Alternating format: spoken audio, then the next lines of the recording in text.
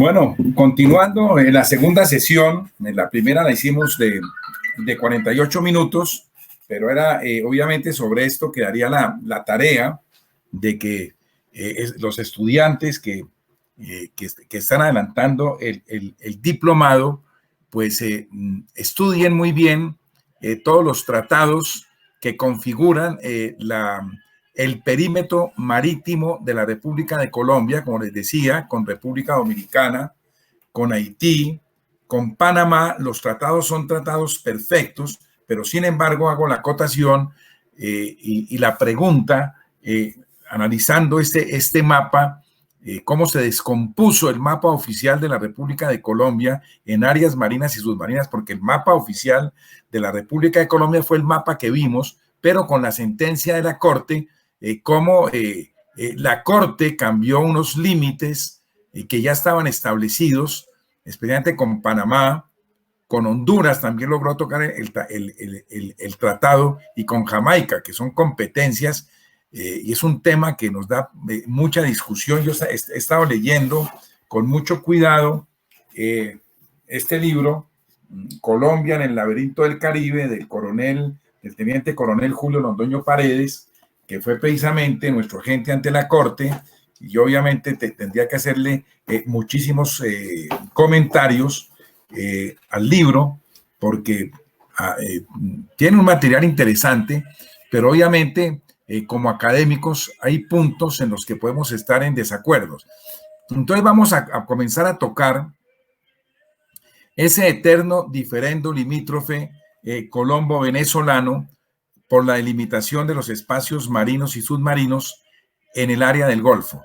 Entonces les decía en la clase anterior que La Guajira tiene una orientación geográfica en sentido nororiental, es decir, que esta costa entre Castilletes y Punta Espada genera a favor de Colombia un mar territorial, una plataforma continental, una zona contigua y una zona económica exclusiva en proporción a la costa.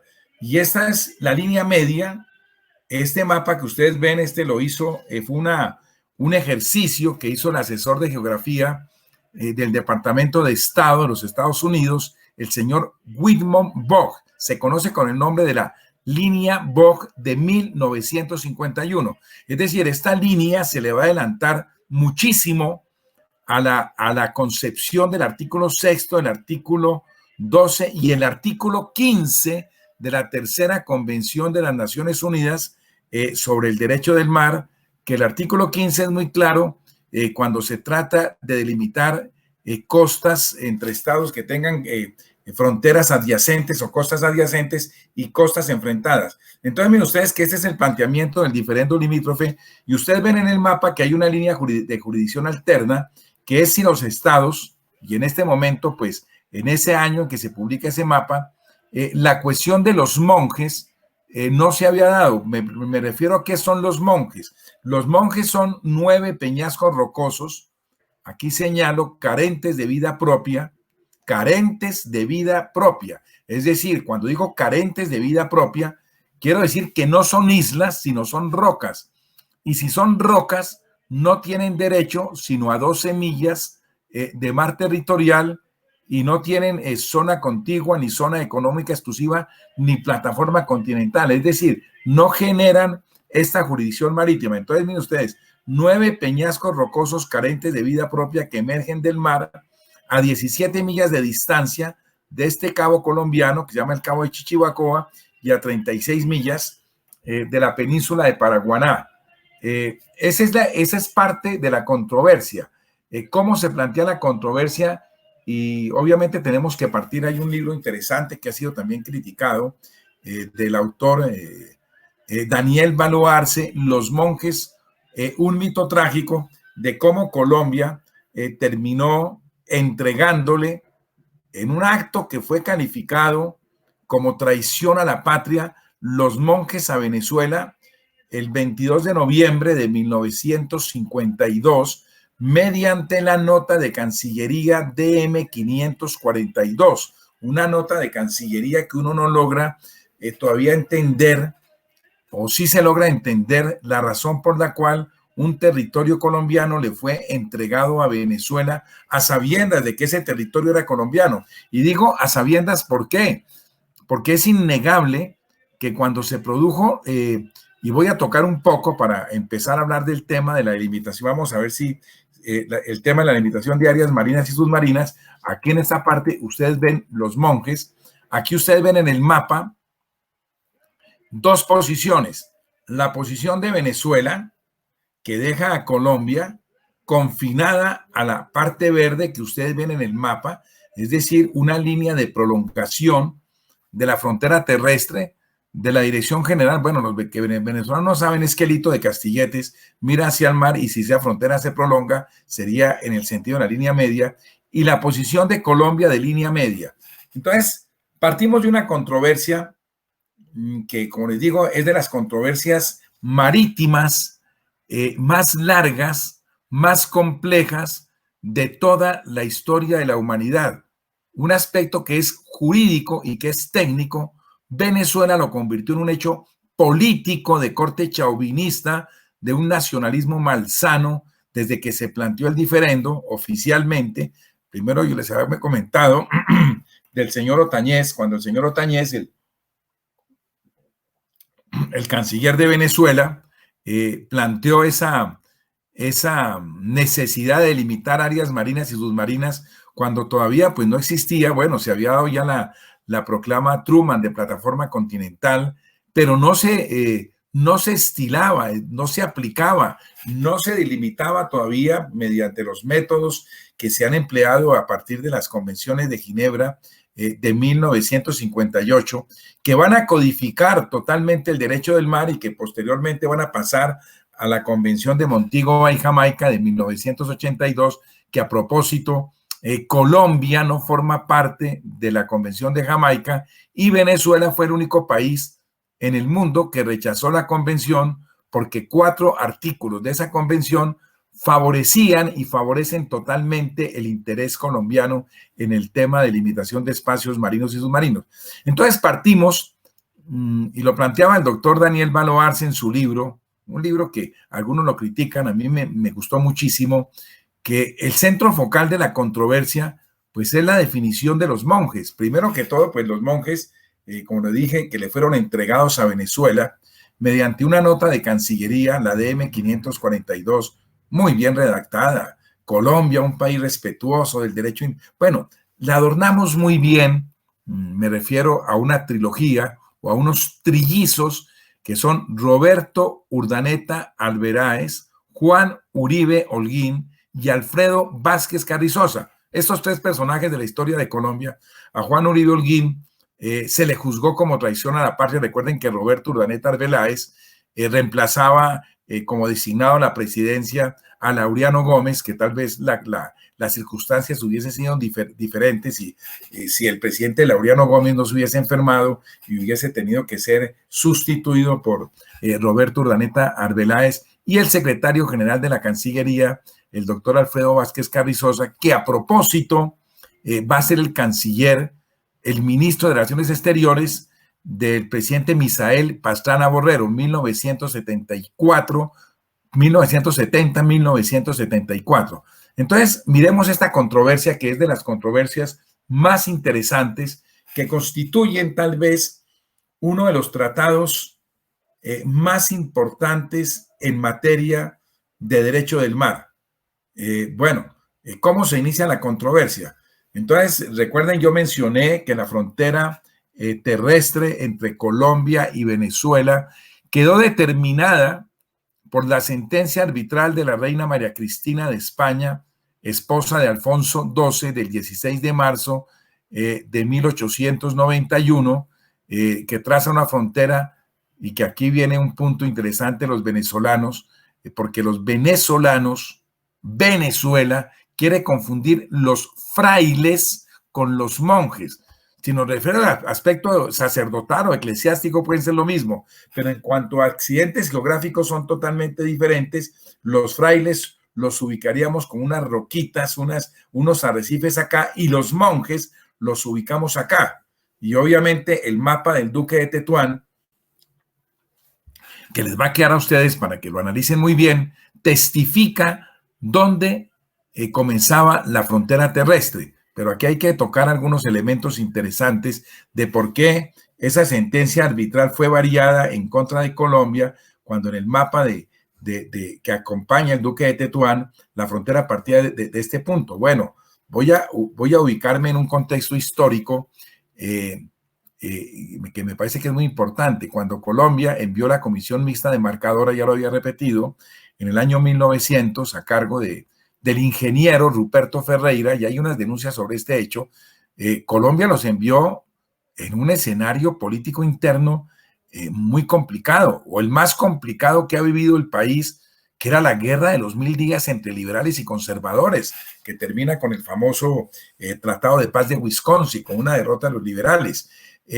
Los envía a La Guajira, dependiendo logística y económicamente de Venezuela, y eso ya genera un desequilibrio. La bitácora que yo la tengo, lo cuenta Ruperto Ferreira, que ellos llegaron a Huyachí, o a lo que creían que era Huyachí, que habían pernoctado en ese sitio, que la delegación de Venezuela le habían dicho a don Ruperto, vaya y consíguese unas mulas, le dieron un dinero, parece que la guerrilla liberal lo retuvo unos días, y en ese lapso, la Comisión Mixta Demarcadora se desplazó por el borde oriental de la península de La Guajira. Aquí llegó, esto se llama la Laguna de las Cocinetas, y a la salida de la laguna vieron unos morros a la orilla del mar. Los tuve la oportunidad de estar en varias oportunidades allí, que les parecieron castillos, y lo bautizaron con el nombre de los Castilletes, y ahí partió la frontera terrestre. Y obviamente después de esta sentencia arbitral, Venezuela pues tuvo la estrategia de dilatar el cumplimiento del laudo arbitral de la reina María Cristina, con un argumento que no le cabía a nadie en la cabeza. ¿Cuál era el argumento de Venezuela? Que Colombia no podía llegar a ocupar territorios que le habían sido asignados por el laudo hasta tanto la frontera no estuviese demarcada, la frontera estuviese demarcada. Ustedes se pueden imaginar la demarcación de una frontera que tiene 2.219 kilómetros de extensión, desde Castilletes hasta la isla de San José, sobre el río Negro, frente a la Piedra del Cocuy. Todavía en el 2020, en julio, agosto del 2020, no tenemos totalmente demarcada la frontera. Yo trabajé, pues ustedes lo saben muy bien, durante 7 años estuve en soberanía territorial de la Cancillería. Tuve la oportunidad, feliz por decirlo así, de recorrer las fronteras terrestres de Colombia en su totalidad y ver la dimensión de lo que significaba delimitar esa frontera. Bueno, esto lo tuvimos que llevar, ese pleito de que Venezuela salía con un argumento que no tenía ni pies ni cabeza, que Colombia no podía ocupar parcialmente territorios hasta que la frontera no se encontrase totalmente demarcada. Esto lo llevamos a un arbitraje, que es el segundo arbitraje que tiene Colombia en materia de fronteras de la Confederación Helvética del Consejo Federal Suizo. Fue el 24 de marzo de 1922 cuando se produjo la sentencia del Consejo Federal Suizo, y los suizos dijeron no, el hecho demarcatorio no puede condicionar la aplicación del laudo. Y luego pues viene el Tratado López de Mesa Gil Borges del 5 de abril de 1941, que es muy claro. Por este tratado se finiquitan, es decir, se le pone término a todas las cuestiones pendientes en materia de frontera entre Colombia y Venezuela. Se reconocen como definitivos los trabajos de la Comisión de Expertos Suizos. Ellos delimitaron, especialmente en la región del Guainí, ahí hay un hito que se llama la famosa Laja Suiza, delimitaron, demarcaron parte de la frontera y se creó la Comisión Mixta Demarcadora. Bueno, aquí empezamos con este escenario. Al año siguiente, es decir, del Tratado de 1941, del 5 de abril, se conoce con el Tratado López de Mesa Gil Borges, o Santos López Contreras, porque estábamos en el gobierno del doctor Eduardo Santos, tío, abuelo del expresidente Juan Manuel Santos. Al otro año, un joven diputado venezolano llamado Rafael Caldera, que ustedes lo conocen, 2 veces presidente de Venezuela, Fue aquel presidente que después del gobierno de Pérez sacó de la cárcel a un teniente coronel golpista y lo catapultó como una tragedia para la hermana República de Venezuela, lo catapultó para que fuera el presidente de los venezolanos, convirtiendo a Venezuela de un país democrático en una despreciable dictadura que se ha prolongado ya por 21 años. Hemos tenido que tolerar esa revolución bolivariana de Venezuela, pero bueno, eso lo vamos a tocar en otros aspectos de cómo nos ha venido afectando en materia de seguridad de una manera terrible el régimen del señor dictador Nicolás Maduro Moros. Muy bien, entonces miremos que Rafael Caldera impugnó el tratado de 1941 con demanda de nulidad porque no se habían resuelto todos los asuntos que estaban pendientes. Pero entonces voy a retroceder en la historia y me voy a referir a los monjes, que ya los describí como 9 peñascos rocosos carentes de vida propia que emergen del mar, que si les aplicamos a los monjes, Venezuela dice que son islas, Colombia dice que son rocas, pero la nota de Cancillería que cité del 22 de noviembre de 1952, mediante la cual se le entregaron los monjes a Venezuela, dice textualmente: Colombia no tiene reclamación alguna que formular sobre el ejercicio de la soberanía venezolana en el archipiélago en referencia. Perdónenme, un archipiélago no es un conjunto de rocas, sino es un conjunto de islas, y le dieron la connotación de islas. Y la posición de Colombia, es decir, es la aplicación de uno de los artículos que impidió que Venezuela firmara la Convención de las Naciones Unidas sobre el Derecho del Mar, es el artículo 121, literal C de la Convención, que les ruego lo consulten. ¿Qué dice el artículo 121, literal C de la Convención del Mar, de la Convemar Jamaica 1982? Las rocas no aptas para mantener habitación humana o vida económica propia no tendrán derecho ni a plataforma continental ni a zona económica exclusiva. Entonces, del texto que deducimos, que no tienen derecho ni a plataforma continental ni a zona económica exclusiva, no se refiere a mar territorial. Es decir, los monjes, siendo hoy de Venezuela, por efecto de esa nota de Cancillería en que se le entregaron los monjes a Venezuela, son un territorio venezolano enclavado en jurisdicción marítima de Colombia. Es decir, me explico, es como si la Sierra de la Macarena fuese venezolana y el valle que la circunda fuese colombiano. Eso se llama un enclave, yo diría extraterritorial en esta zona. Y bueno, miren ustedes que Colombia defendió la posición de que los monjes eran rocas, y yo he dicho siempre que son rocas, pero Venezuela, empleando una estrategia por allá en 1980, ellos ocuparon muy bien los monjes, tienen una unidad muy interesante de infantería de marina, celebraron un matrimonio entre venezolanos, allá nació un niño, ya han nacido niños en los monjes, para darle precisamente esa connotación que no tienen de islas, como la define la Convención del Mar, que la isla tiene que tener una condición, es la de tener vida propia. Por ejemplo, si yo me refiero a los cayos de Roncador y Serrana, no Quitasueño, porque después lo explico, Quitasueño, pues no es un cayo, sino es un bajo, pero se dice los cayos de Roncador, Serrana y Quitasueño.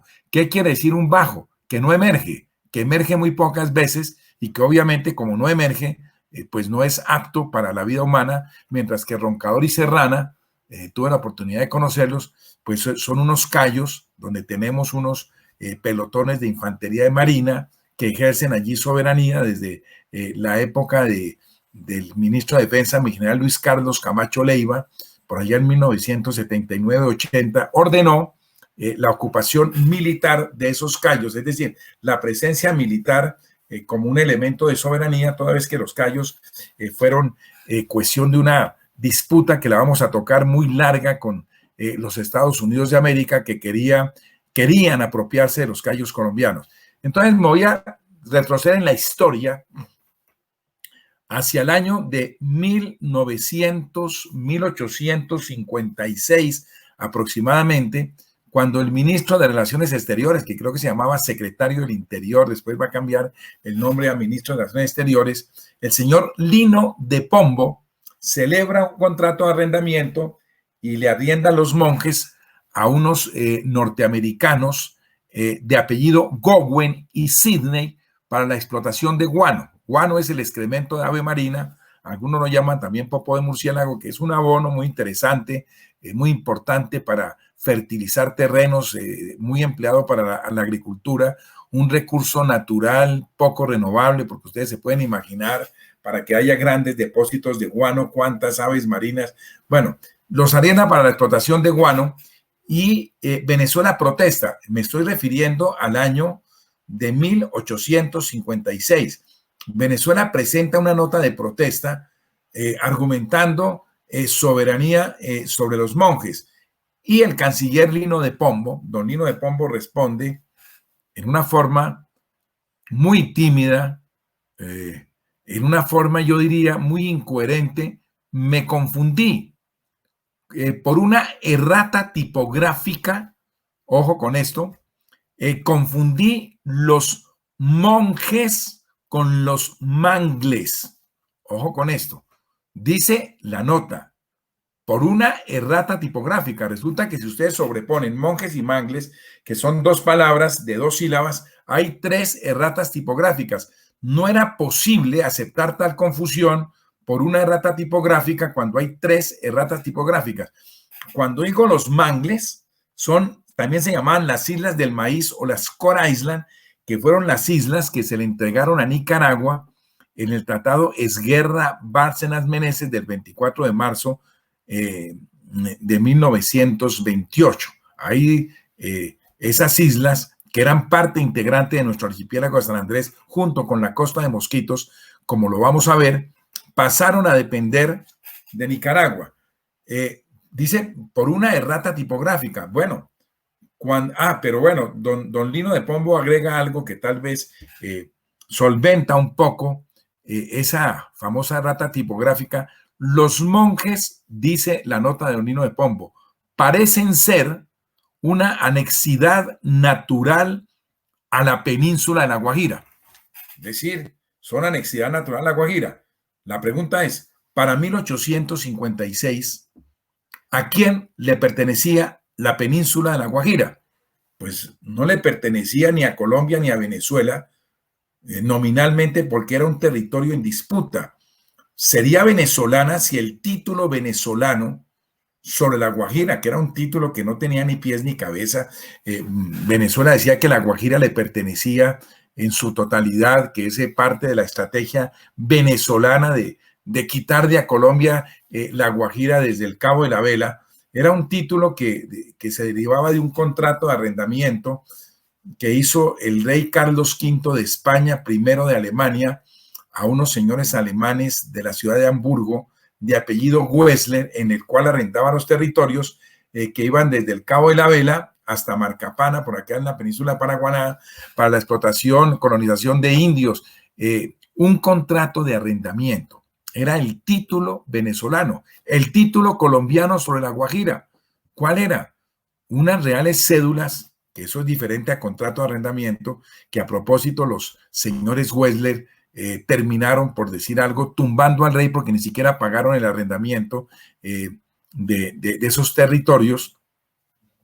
El título colombiano eran las reales cédulas de 1790 y 1792, conocidas como el Acta de Entrega y Segregación de la población de Sinamaica. Entonces, ¿qué era? Recuerden que la legislación española en América, cuando toquemos el caso de las reales órdenes, de las reales cédulas, en el tema Colombia, Nicaragua, las reales órdenes y las reales cédulas eran documentos emanados o ya fuera directamente por el rey, si era una real cédula, normalmente se redactaba yo el rey o real orden, perdón, si era una real cédula era yo el rey y la real cédula iba normalmente en tercera persona, el rey ha resuelto, como reza en la famosa Real Orden de San Lorenzo, del 20 de noviembre de 1803, que es el título histórico de Colombia sobre San Andrés. Entonces, el establecimiento de Sinamaica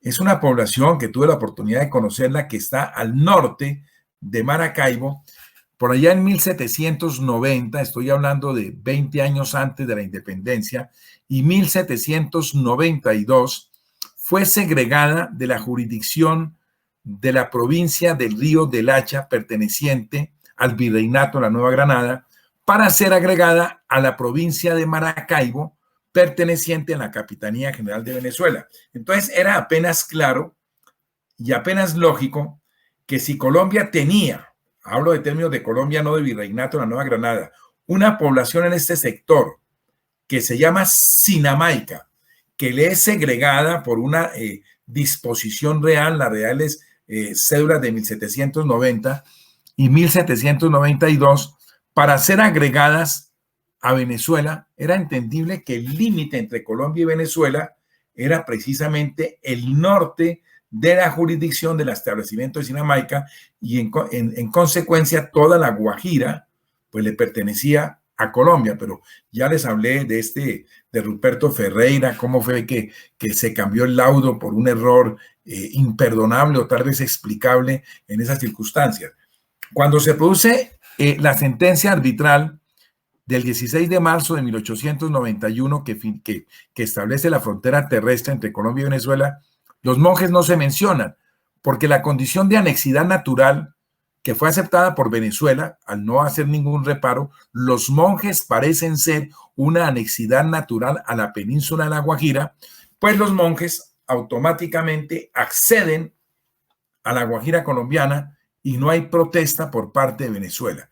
Entonces, aquí comienza esta historia verdaderamente dramática de cómo Colombia va a terminar por entregarle los monjes a Venezuela. Pasamos a 1919. El general Enrique Arboleda toma en arriendo los monjes para explotar guano en un contrato que hace con el gobierno de Colombia, y no hay protesta por parte de Venezuela. Cuando no hay protesta, la ausencia de protesta quiere decir que hay un acto de aceptación. Vamos a ver si consigo aquí rápidamente un libro. Vamos a ver si lo tengo aquí. Bueno, no lo veo a mano. El Ministerio de Relaciones Exteriores hace 2 publicaciones. Aquí tengo uno de esos libros que se llama Límites de la República de Colombia, ediciones 1934-1944. Y en la última página de ese libro, libro oficial, es decir, posición oficial, se expresa: pertenecen a Colombia los islotes llamados Los Monjes. No hay protesta por parte de Venezuela. Y si no hay protesta por parte de Venezuela, pues hay un acto de aceptación. Entonces, hay 2 libros, 2 obras que los publicó la Cancillería, y por el hecho de ser públicos y por haberlos publicado la Cancillería, pues se constituyen en una posición oficial del gobierno de Colombia. Paso de aquí de 1944, hago un salto a 1952. Tenemos que ubicarnos, obviamente, para el año 52, en el entendimiento del panorama político interno que se vivía en Colombia. Bueno, una violencia que se había gestado en el país, no propiamente a raíz del asesinato de Jorge Eliezer Gaitán el 9 de abril de 1948, sino desde 1930, cuando empezó el gobierno de don Enrique Olaya Herrera. Comenzó una violencia partidista entre los 2 partidos políticos tradicionales, y en el año 52, pues obviamente con el asesinato de Gaitán, la situación política era supremamente grave, y aquí hay 3 hechos interesantes en el año 1952.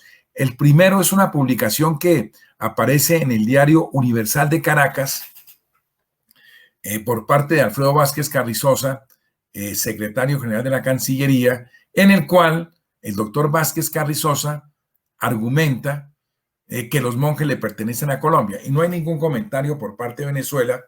El segundo hecho es en septiembre de 1952, cuando la fragata Almirante Padilla, en un patrullaje que hacía desde Castilletes hacia Cartagena, hicieron un disparo de artillería contra uno de los monjes, de una práctica de tiro normal, y ese disparo de artillería, al conocerse en Venezuela, Venezuela se vino decidida, por decirlo así, a hacerle la guerra a Colombia con unos aviones que estaba estrenando en su bonanza petrolera, que eran los aviones Gamberra, y obviamente Colombia estaba en un desequilibrio militar absoluto frente a Venezuela. Imagínense ustedes un país que está en una guerra, un país que tiene una situación supremamente complicada y no se le podía plantear un escenario de guerra. Y viene el 22 de noviembre de 1952, en el que se producen dos notas de Cancillería, la que ya mencioné en la jornada pasada, la nota de Cancillería DM, despacho ministro, 542 del 22 de noviembre de 1952, y la respuesta venezolana a la nota colombiana se da el mismo día a la misma hora. Es decir, aquí hay un canje de notas de Cancillería. Esto lo describe muy bien el doctor Daniel Baloarse, de cómo Alfredo Vázquez Carrizosa llega a la embajada a la casa del señor embajador de Venezuela en Bogotá, el señor Luis Jerónimo Petri, que lo está esperando, me imagino, con una sonrisa, porque ya se sabía lo que iba a ocurrir, y le entrega la nota de Cancillería en la cual Colombia está renunciando totalmente a cualquier reclamación sobre los monjes. Inmediatamente recibe la respuesta venezolana, que en términos más y términos menos, cuando la diplomacia venezolana era de otro nivel, el gobierno de Venezuela aprecia altamente los términos de la nota de Vuestra Excelencia, y se produce un acto jurídico que se denomina canje de notas de Cancillería. Que canje de notas de Cancillería en el libro del doctor César Moyano Bonilla, que a propósito fue un gran amigo mío, tuvimos la oportunidad de trabajar juntos. Hay una obra muy interesante sobre las notas de Cancillería. Recuerden que eran tratados de tipo simplificado. Un tratado de tipo simplificado es un tratado que, por fortuna, la Constitución Política del 91 los proscribió, que sencillamente con el acto jurídico de la firma del canciller ya se producía el efecto. Es decir, que en el momento, recuerden que la nueva Constitución Política, en el proceso de comprometimiento de los tratados internacionales, los tratados, una vez aprobados por el Congreso, deben, antes de pasar a ratificación presidencial, deben pasar por el control constitucional, que lo hace la Corte Constitucional, para determinar si el tratado se puede o no se puede ratificar. Pero en caso de notas de Cancillería, que por fortuna desaparecieron, simplemente la nota del canciller con la respuesta del embajador de Venezuela, ya de por sí se producía el acto jurídico de la entrega de este territorio a Venezuela. Es decir, bueno, desde 1952 hasta el 22 de noviembre, hasta la fecha, nadie en Colombia, ningún gobierno de Colombia, bueno, el Consejo de Estado declaró posteriormente, hace como unos 20 años, como un gesto de dignidad, la nulidad de las notas de Cancillería, un gesto de dignidad sin ningún efecto jurídico, porque ¿cuál es el título que tiene hoy Venezuela sobre los monjes? Bueno, la nota de Cancillería, pero a esto le agregamos posición inmemorial, permanente, pacífica, ininterrumpida y no protestada por parte de Colombia. Es decir, que la nota de Cancillería, siendo un acto de traición a la patria, tuvo efecto jurídico y los monjes pasaron a ser territorio venezolano. Entonces, los monjes se van a constituir en consecuencia como el centro global de toda una controversia entre Colombia y Venezuela. Y lo digo por qué razón. Porque primero, para una delimitación de áreas marinas y submarinas, lo primero que tienen que hacer los estados es ponerse de acuerdo en qué son los monjes. Bueno, en el libro del coronel Londoño dice que los monjes son islas o son islotes. Yo soy de la posición de que son rocas, y por el hecho de ser rocas, pues no tienen mayor jurisdicción marítima, pero es un tema también de mucha discusión, porque alguien dirá, bueno, y Malpelo, sí, pero es que Malpelo, cuando hicimos el tratado con Costa Rica, se aceptó una condición que no la tiene geográficamente Malpelo de isla, se le aceptó y nadie ha protestado por esa delimitación que se hace entre la isla de Malpelo y la isla del Coco. Entonces partimos de esa base de los monjes, cómo le fueron entregados a Venezuela por un acto jurídico que se constituye, sin lugar a dudas, en un acto de traición a la patria que se hizo a propósito, a espaldas de todo el país. Hubo un debate muy grande sobre el tema de los monjes. Ahí estuvo inclusive aquel que fue candidato por la costa a la presidencia de Colombia, disputándole la candidatura a Misael Pastrana a Borrero, Evaristo Zurdís, que ellos decían, nosotros jamás estuvimos en esa reunión en que se fraguó esa entrega de los monjes a Venezuela. Entonces, tenemos ese punto y llegamos a un punto importante que es la delimitación de los espacios marinos y submarinos en el área del Golfo, como el tercer capítulo de esta línea. Miren ustedes, en el mapa ustedes ven prolongación de la frontera terrestre y la línea BOG de Colombia. Esto lo voy a para empezar a cerrar la posición de Colombia, que ya cambió, porque como decía, Colombia es un país que en el tema de fronteras ha hecho unas concesiones que se traducen en cesiones. Si a este mapa que ustedes ven, a esta línea de Colombia, yo le aplico el texto, a ver, voy a retroceder, aquí vemos que es la misma línea, pero le voy a aplicar el texto del artículo 15 de la Convención del Mar textualmente, que es igual al artículo 6 de la Convención de Ginebra del año 58. ¿Qué dice esa convención?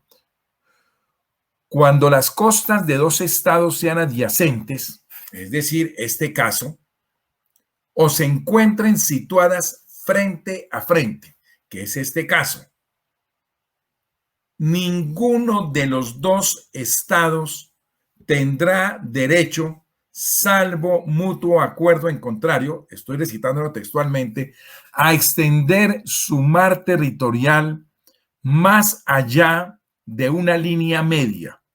Una línea media, me paso aquí a Colombia, trazada en forma tal que todos los puntos sean equidistantes a los puntos más próximos de las líneas de base desde donde se mide la anchura del mar territorial de cada estado. Entonces, mis queridos estudiantes, les ruego que ustedes lean muy bien, estudien muy bien, tanto el artículo 6 de la Convención de Ginebra del Mar, no la van a confundir con las convenciones sobre derecho internacional humanitario, que son de Ginebra 49, no, esta es Ginebra 58, que miren muy bien el artículo 6 y miren también muy bien el artículo 15 de la tercera Convención de las Naciones Unidas sobre el Derecho del Mar, cuando dice de los puntos más próximos de las líneas de base desde donde se mide la anchura del mar territorial. Explico.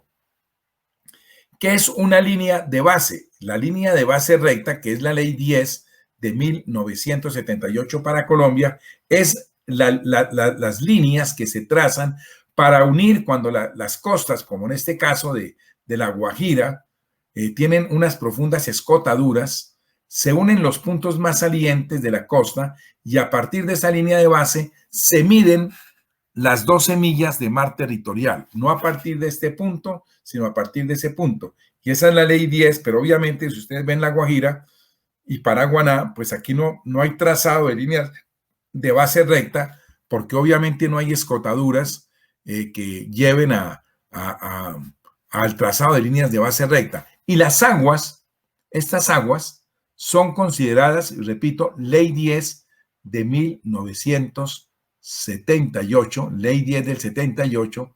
Estas aguas son consideradas como aguas interiores del estado, es decir, como si fueran las aguas de la laguna de Tota.